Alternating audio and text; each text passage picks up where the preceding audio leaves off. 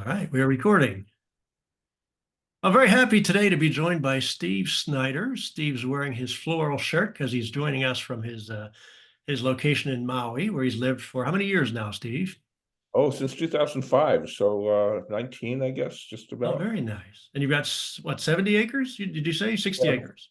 70 acres over on the North Shore near Hana, and we just bought a home a couple of years ago in the Wailea Golf Estates on the South Shore. Oh, very nice.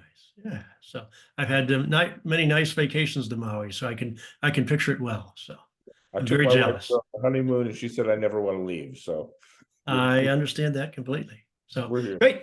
Hey, thanks for joining us today. I really wanted to take some time to, well, first, let me tell our audience a little bit about you. Steve Snyder, I was first introduced to Steve about a year and a half ago, and I've seen his presentation three times now. The presentation that I saw is one that he gives called Mind Matters, Brilliance, Passion, and the Nature of Mastery.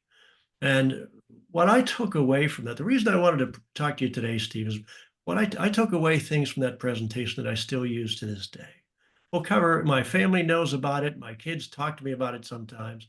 It really had a lasting impact on me. And I really wanted to share that with the audience today. However, rather than introducing you with the formal introduction, I'd sort of like to talk a little bit about my impression of you. My impression is that Steve is a man who has dedicated his life to getting the most possible out of his brain and out of his memory. He started reading what at the age of 2, I believe it was. He's read over 100,000 books. He has a program called Alpha Learning, which helps with memory and speed reading. We'll get into that a little bit later. But his dedication his entire life has been utilizing his brain and his memory to the max. Is that a fair summary, Steve? I might substitute the word mind for brain, but yeah, pretty much accurate. I got fascinated with the nature of the human mind and brain when I was a little kid and started reading everything I could find about it. And it's just fascinates me. It just always has, and I think always will. The capacity of the human mind to learn and to grow and to solve problems and make decisions is truly miraculous. Nice. So, tell me if I were to substitute the word mind, um, rather than what you can do with your mind and your memory. I think the real focus I'd like to be on today is how you can help us in that short half hour we have. What's the most important lessons you could give us about how to best use and preserve our minds and memories? Where would we start? Well, I think we start with the nature of focus. The mind is capable of doing a lot of things, but it's also capable of doing a lot of things at the same time, being aware of a whole bunch of things at the same time. That was a survival mechanism.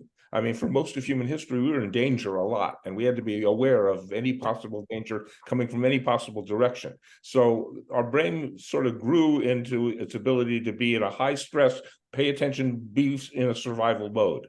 Right. Well, the truth is, we're pretty much safe in today's world. Prior to COVID, you could go weeks or maybe even months without any real danger. Once in a while, the guy in front of you slams on his brakes, but Yeah. mostly the world's safe. So greatness, peak performance, mastery comes from focusing all of your attention on only one thing.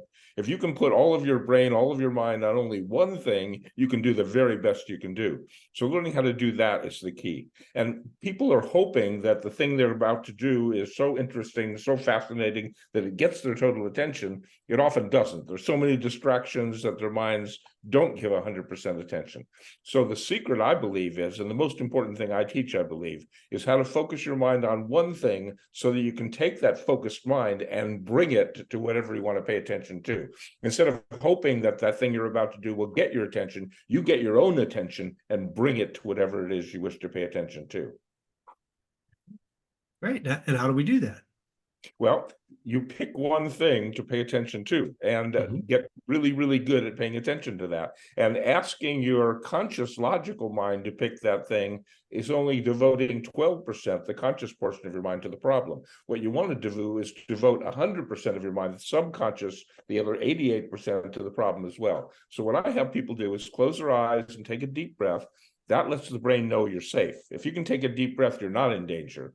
If you're in Okay. danger, you tighten your muscles and hold your breath. Excuse me. So if you can take a deep breath, you're feeling safe. And then trust your intuition to know the thing to pay attention to. So I ask people to close their eyes and take a deep breath and imagine themselves in a safe and peaceful place. And whatever pops up for people in their mind, whatever the intuition brings to them, that's a place that their mind enjoys paying attention to, enjoys being there. So for some people, it's a memory. For others, it's a pretend fantasy of a place they'd love to be. For some people, it's just the color purple. For other people, it's a grandma's farm. You know, whatever comes up that makes them feel at ease, that makes them feel safe, they close their eyes, take a deep breath, and go to that place for 10, 20, 30 seconds. That's all, you know, but do that over and over and over and over and over again, so that when it comes time to want to pay attention to something else, you go to that first. And then with your mind in that attention mode, that focused passion mode, you bring that focused passion to whatever it is you wish to pay attention to, whether it's a peak performance or reading a book or listening to music or talking to your spouse or whatever it is where you want to give your full attention. You get your own full attention and then bring it to that thing. Okay.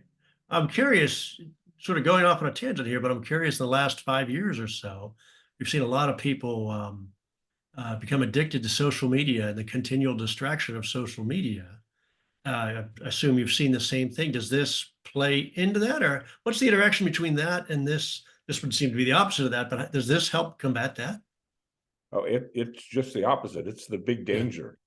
We are constantly distracted by social media, and I think mostly a negative way. Now, there is positive applications of social media, no question. And I have no problem with spending 5 or 10 minutes on Facebook here and there. Yeah. But if it's constantly on your mind, if you're always looking at your phone, if you're always, you know, then your mind is in a constant distraction state.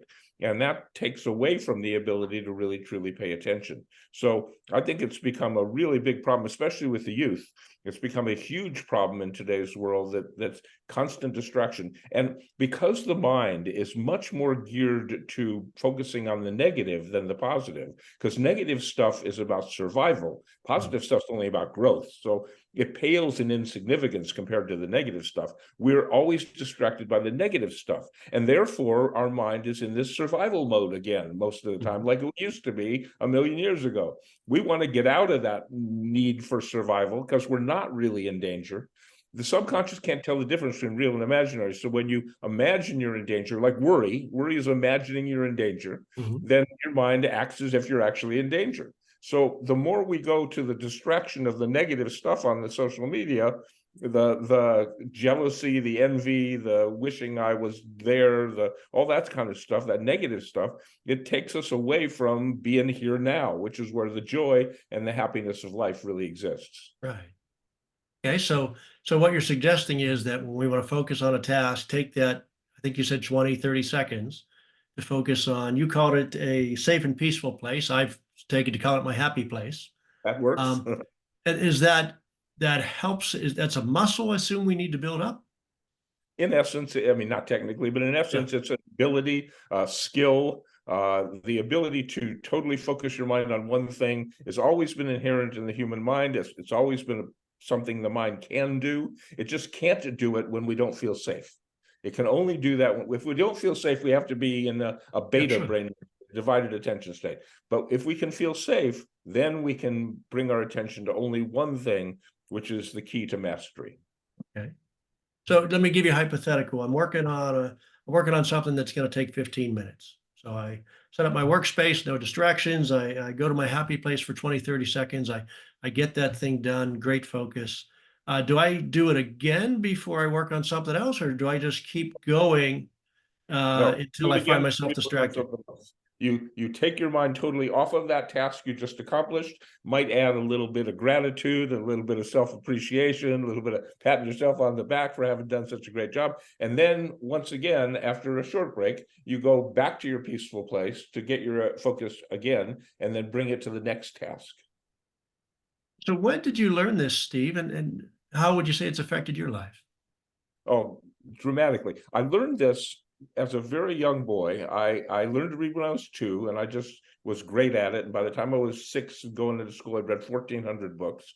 And I got fascinated with why my mind was so different than the other kids in my classroom's mind. I was the only kid that knew how to read. And so my mind was like I thought different than other people's minds. Mhm. Most people think most people's minds are the same as theirs, but they're Mhm. not. And so I thought, well, that's very interesting. Let me read about that because I loved reading. So I Right. started reading about it, and I came to study self-hypnosis. That was the first introduction for me, and then meditation, and then altered states of consciousness, and I studied brainwave activity, and I just started learning about how the brain and the mind work. And in doing that, I got really, really interested in this alpha brainwave state. That's the focused passion state. That's the totally paying attention to one thing state. I'm fascinated with sleep and dreams as well. That's the delta and theta state. But I became most fascinated with the meditative state, the self-hypnotic state. It's like a daydream-like state. You're awake, but you're not stressed. It's like Yeah. really relaxed and safe and focused. And I started practicing that. I started meditating when I was 8 years old. I started doing self-hypnosis when I was 8 years old. And I'm 71, and that's actually I'm 72 as of 3 days Yeah. ago. Happy birthday. I have to switch over. It's 2024 now. So I started practicing with that and learning more and more about it. And I think that my whole life has been based around that. I invented a speed reading technique when I was 12 years old by combining my two hobbies, this alpha state and reading, and I put them two together and figured out a way to teach people how to read the way they think instead of the way they talk, in this safe mode, not distracted by the outside world, just totally involved in that book or whatever it is they're doing. And I started teaching that when I was 15 years old for money. And I've never had a job. I've been doing that for ever since. Nice. So tell us a little bit about the speed reading, if you could. Can I start with a story here? I had a friend years ago, and she was a big proponent of speed reading. And I'm going to put you on the spot here, Steve, because she'd say, "Oh yeah, I read 11 books last week," or well, I forget what the number was, but a large number of books last week. He'd say, "Oh, you read that book? Yeah, what was it about?" And she'd say, "I don't remember." That's um, it. So how do we make speed reading work and Well, retain? to me, what she did was not reading, it was probably skimming. It Mhm. was probably just getting the gist, getting the essence of it. I'm Yeah. more like the golfer that remembers every single stroke when they play golf. Right. They go home and talk about, oh yeah, on that fourth hole, the third shot I did. Because I'm so immersed in the book. In fact, I taught my wife when I was first getting involved in our relationship that if I'm reading, I'm not going to hear you. Okay. You got to tap me on the shoulder. That's what you got to do. You got to tap me on the shoulder to let me know that you want my attention. And then I'll put the book down. I know I can pick it up right where I left off. I'm going to put the book down and I'm going to give you my full attention. But Mhm. I'm reading, I'm immersed. So what happened for me was, first of all, I didn't learn to read the way most people do. I didn't learn the alphabet. I Mhm. sat on my mom's lap when I was 2 years old and I pointed at words. I said, Right. what's that word? What's that word? What's that? And so I learned that those funny looking squiggles mean dog and those funny looking squiggles mean run. And I just memorized all what those words were. Mhm. And then I was reading for a while, years, and it occurred to me that I'm reading one word at a time, but authors don't write one word at a time. They write ideas and they have to put Yeah. it down on the page as one word at a time. So if I could read the idea instead of just the word, it'd be much faster. If my eyes moved at the same speed they're moving now, but I could read 3 or 4 words each time I looked, then I'd be reading 3 or 4 or 5 times faster than I read now.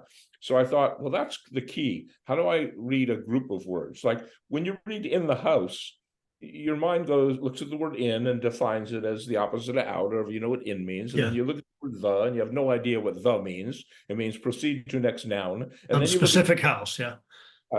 and you see a house. Generally, you'd see the exterior of a house before Mhm. the brain puts it together and correlates the data and gets you in the house. Well, I figured if I could read, for example, the word psychologist all in one look, I should be able to read the phrase in the house in one look, the same size. Okay. I needed to train my eyes to read that much, 3 or Okay. 4 words each time. Now, I knew I could just purposely do that. I Mhm. could purposely tell myself to look at 3 or 4 words at a time, but then I'd have the problem of being in a divided attention state. Part of my mind thinking about the process of how I'm reading, and part of mine thinking about the content of what I'm reading. And Okay. if I'm doing 2 things at the same time, I'm not in that alpha state. I'm not Right. in that passion state. So what I came up with, this, I have to self-proclaim, this was a genius idea. I was 12 years old. I came up with this idea of creating in my mind, in my imagination, an imaginary book. And in my mind, I created this imaginary book that when I opened the book and looked at the page, there were no words. Instead, there were 3 lines, like slot machine bars, left, center, and right. 3 lines across every line that would have been words. And I just, with my eyes closed, I pretended to read that book. I physically moved my eyes, left, center, right, left, center, right, left, center, right. And as I was basking in the afterglow of feeling great love for this book, because to change your mind, you have to do X number of repetitions at Y emotional amplitude. The more passion you have, the fewer repetitions you need. So I created an imaginary book that I loved. I mean, my book was solid gold and jewel encrusted. And every time I picked it up, every hungry person in the world got fed. It's like, I love it. And so every time I picked up this book and I got that, I love this book feeling, I'd open it up and I'd move my eyes left, center, right, left, center, right, left, center, right, close the book. And I just do that dozens of times a day. Okay. When I read a real book, I just read the way I always did. I never did anything intentionally because I wanted to pay attention to the words, to what I was reading. So when I was reading for real, I only read what I paid attention to the comprehension of what I was reading. But after doing that exercise enough, one day I was reading along in a regular book, my regular way, da, da, da, da, da, da, da. Yeah. And my mind, wait a minute. I know this other way that I love. And it went click. And my mind went, left, center, right, left. Whoa, I'm doing it. I wasn't trying to do it or efforting, and it just happened because I practiced it so much, and I was just doing it. And just like when you're really, really little, you'd crawl across the room, but you practice a bit and you fall a whole bunch, but one day it goes click and you started to walk. Well, that's what it was. It just went click, and I started to do the trifocus, and it never went back. I mean, it was so much better, so much more easy. My comprehension was so much greater because my mind wasn't wandering. Most people's mind wanders because they read so slow. All of a sudden, I'm reading 3 times faster. My eyes moving the same speed, but I'm seeing 3 words each time. And all of a sudden, there's enough information to really keep my mind occupied. And it was amazing. It was wonderful. And I practiced this, and I taught my friends how to do it. And then at 15, I said, I really should charge money for this. And I went into business teaching. Getting it free today, so. Yeah. Right. So I'm sorry, I interrupted, but would that be, so it sounds like it would be a fair summary to say that you trained your mind, trained your mind and your eyes to move in this sequence, and then you trusted that your mind would keep up. Yes, exactly. But the mind was incentivized by the fact that it felt like I was reading this imaginary book that was so wonderful that I loved this book. Okay. Now, do you read differently if you're reading, say, a novel for pleasure, as opposed you would, say, to a business book or textbook? I do. First of all, if I'm reading for pleasure, the speed that I go at doesn't really matter that much. It's just whatever feels natural, whatever feels easy. Right. It's still really fast compared to most people, but I'm not in any rush or any hurry. It's like a leisurely walk kind of thing for me.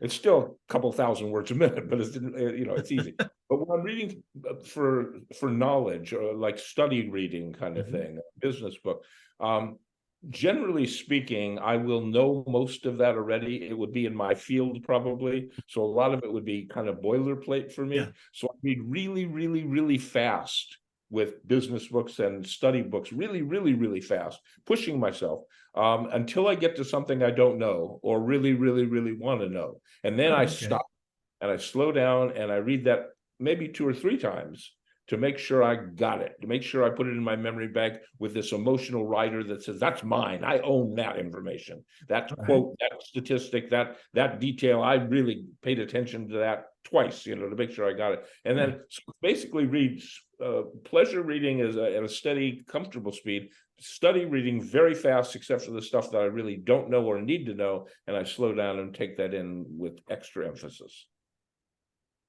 Steve, I'm going to try that. Technique makes a lot of sense. And I think we've both been exposed. I apologize to my friends who are authors, but I've both been exposed to business books that are 150 pages of book and 20 pages of content. You got to fill in the space. You can't sell a 20-page book. there are people reading those business books and it's the first business book they've read, Yeah. and they don't know that 120 pages worth of stuff that you already know. Yeah. So the author has to put that in there. But for those of us who've read lots of business books, and especially say lots of business books by the same author, there's a lot of redundancy. There just has to be. So we don't need to study that.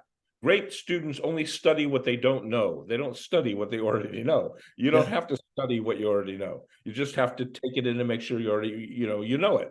Yeah.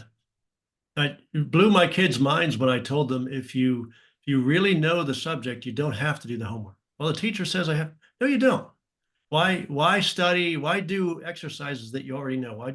You've got the multiplication tables, for example, down cold, why do them again? I totally agree. So much of the homework is a waste of time, and it's got to be there for those who need it. Sure, There are people who don't get it while they're in the class and they need it, but for those that it really turns off people who already know the stuff. So let's turn to memory. I'm advertising this this presentation, this conversation. One of the things I'm talking about is never lose your keys again. Let's turn to memory and talk about how we get things. Why or do we forget things, and how do we keep from forgetting? Well, for example, the one you just mentioned, keys, or something that you're carrying around with you and you put it down somewhere. So for most people, the reason they forget where they put something is not because they have a bad memory. It's because they were paying attention to something else. Their mind was not thinking about where they put that thing down. They were thinking, like the phone's ringing, you're ready to answer the phone, and you put your keys down, and when you hang up the phone, you don't know where your keys are. Well, the reason is you were paying attention to the phone. You were in alpha brainwave state, total focus concentration on the phone. And what you did with the keys was you weren't paying attention to it, so it didn't get into your memory bank. You got to block out stuff you don't pay attention to without even thinking. You got to realize you got to do that. Otherwise, you'd remember the exact shape of every grain of sand you ever saw, So you really do need to block stuff out. You block most stuff out. So the only stuff that gets in there really is the stuff you pay attention to. So the way you remember your keys, that, for example, where you put your keys, there's two great ways of doing it. One is always put them in the same place. That's a great way to do it. I don't do that. That is a great way. What I do is rather unusual, but if I'm like running to answer the phone and I put my keys down somewhere, I'll go, keys! I'll totally pay attention to where I put them for that 1 second. And then when I get off the phone, I know exactly where they are. Whenever I put my phone down somewhere, I don't usually put it. I always go phone in my mind if there's other people around, but out loud when there's nobody else around, I go phone. And whenever I do anything that I don't usually do, I make a point of really paying attention to it, hyper attention to it, so that I make sure it goes into my memory bank. You remember what you love. You remember what you hate. You remember what scares you and what excites you. What you have trouble remembering or don't remember is what you were bored by, apathetic about, or indifferent to, or didn't pay attention to.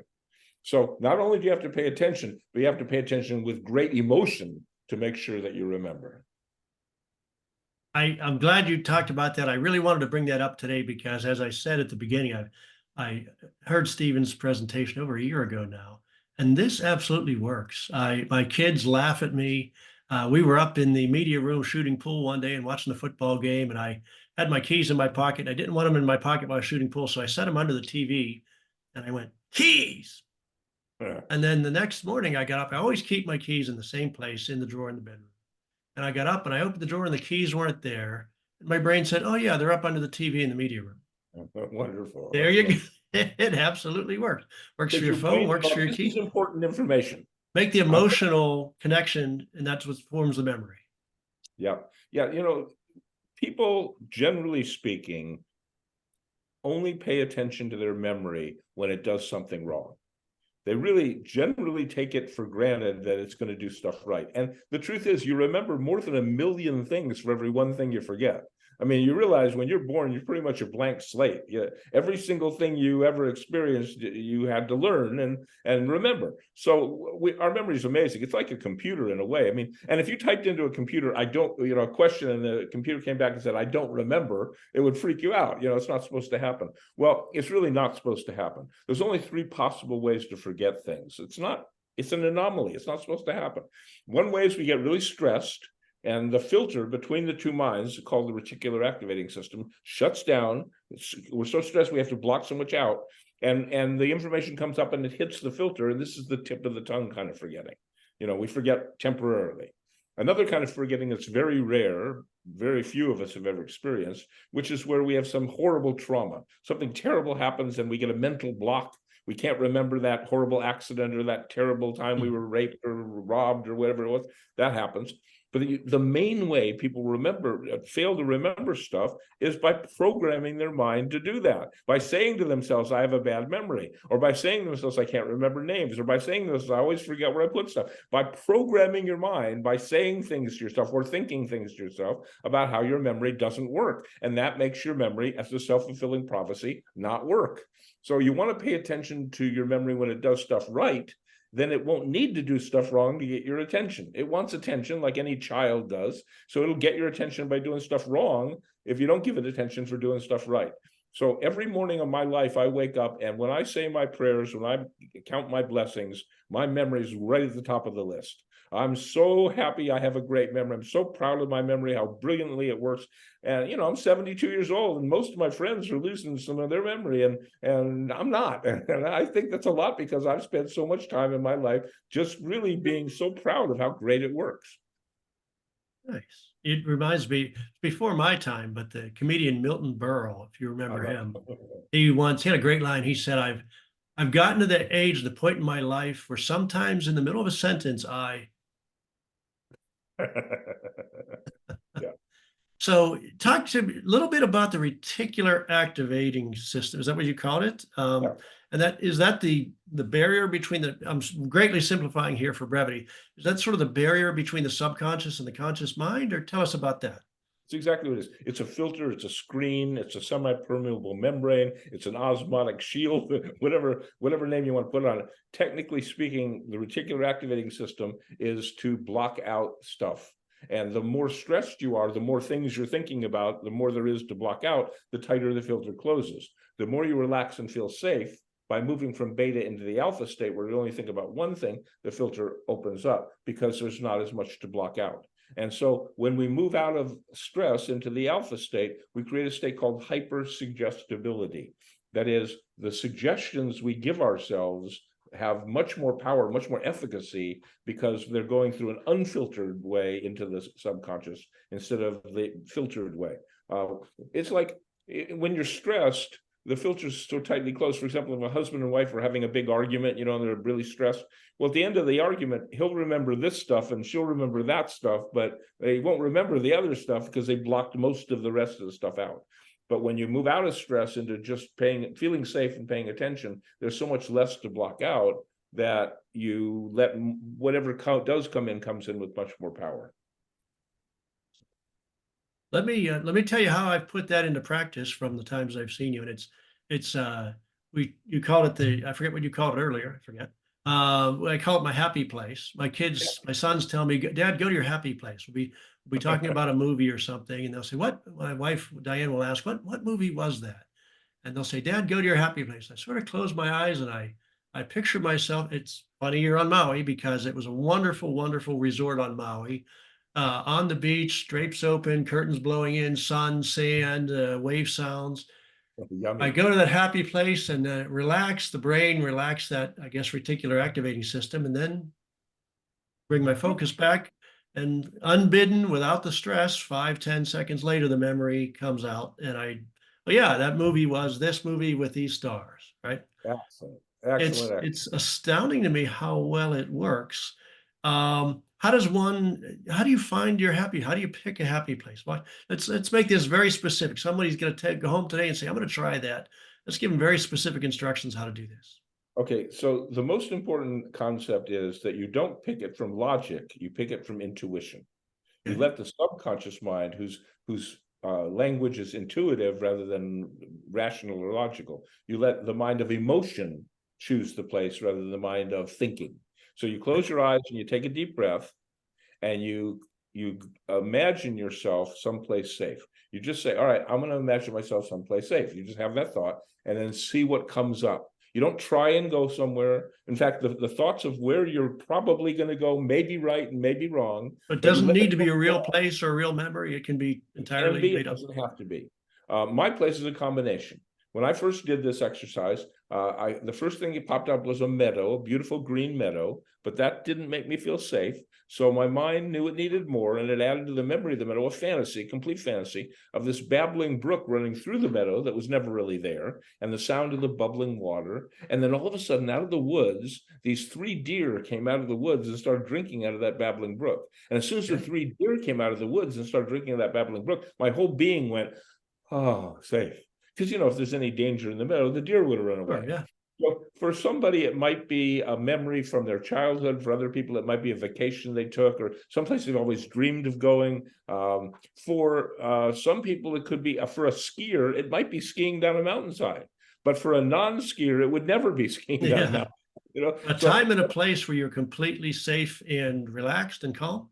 Exactly. And again, instead of trying to figure out what that place is, ask your mind to just allow you to know. It's like inspection or reflection, or even prayer.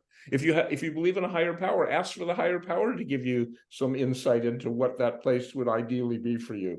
But just let that subconscious mind answer the question of, where is it in the world, the real world, the imaginary world, anywhere? Where is it that I would be safe? Where is it that I'd be happy? Where is it that I'd feel really, really good?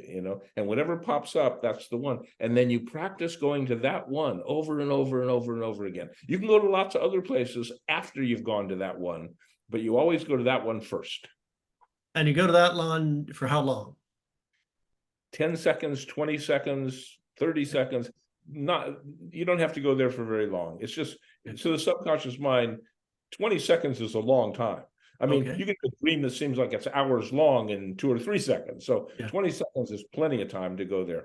And after you go there, then you might want to just come back, or you might want to continue from there and go practice your golf game, or imagine yourself having a better relationship with your spouse, or imagining that your job, the problem you have at your job gets solved, or whatever it is you want to do. You're in that state. You can use it to solve problems, make decisions, to practice peak performance, all kinds of things once you're there. But you only just have to go there to let go of stress. Basically, that's the primary purpose of it, is to let go of stress, so that when you do wake up, you've let the stress out of your life and you come back more relaxed and more safe. And stress will build, but it'll build from a lower level than building from up high. Yeah, I'm a believer, Steve. I've never had that. Trying to remember something. I've never had this not work. It's awesome. It really is awesome. And there's so much value in having a highly functional memory. It improves your intelligence and your wisdom and your creativity. It improves your vocabulary. It improves your communication skills. It's just so incredibly valuable. I just am like amazed that so many people just take it for granted and never even think about how important their memory is to them. The more you think about your memory and how wonderful and important it is to you, the more it will function better for you. It wants attention. If you give it attention for doing stuff right, it'll do stuff right. It'll jump through hoops for you, like you were experiencing. If you don't pay attention to it, unless it does something wrong, then that's the only way it knows how to get attention. It'll do stuff wrong. Right. So that the stress and the insecurity that's affecting the reticular activation system, and I guess that's why it's easy to play Jeopardy, relatively easy to play Jeopardy from the couch, and very hard when you get on the show. Unless you're really good at being in front of an audience, or being in a pressure situation. Like the mind can be trained to do all kinds of things. Firefighters run toward the flames, I mean, but that's training. That's just not natural. We have to train to do that. And military and police, they have to be trained to move toward danger. We can move toward danger, and being in front of an audience for some people feels like danger. We can train our minds to deal with that, so it becomes something we love to do rather than we are fearful of. Okay. So we only have a minute or two left. If someone wanted to learn more from you, is there a resource, a book, a website? Where does someone go if they want to learn more about this? Well, there is my most recent book. It's called Focused Passion: How to Become Better, Faster, Smarter, and Happier with Far Less Stress and Much More Passion. And that's available on Amazon. It's also available in other ways as well, but that's probably the easiest. And I do have, proud to say, I think the nation's largest website of free self-improvement programs, 250 programs on every self-improvement topic I can think of at our website called pen.tools, Tools. No .com or .net, just PEN, which stands for Personal Empowerment Network, pen.tools. I'll put And both these in a link below. say that again, I'm sorry. I'll put both of these in a link below so people can Okay. see them. That'd be great. Yeah. And send me a link as to how I can get my people to know about how to see this. That would be great too. Yeah, absolutely. I'll do that. Awesome. Final question. Anything else that we covered? I think some really good topics today. I hope some really good topics today, and I appreciate your time. What else do you think is important for people to know? You're such I've had dinner with Steve. He's such a fountain of knowledge, but this is your last chance to impart wisdom, Steve. Boom, you're on the spot. I'm going to use two quotes. The first one from one of my heroes, the great John Wooden, probably the greatest coach in athletic history. He said, "Things work out best for the people who make the best out of the way things work out." I just love that philosophy. I think it's really important. You can't control what happens, but you can always control how you respond to what happens. And that's where the power is, in your response, not in the thing that happens. Mm-hmm. And the final thing I'd like to say came from the Moody Blues, and that is, give just a little bit more and take a little bit less from each other. Nice.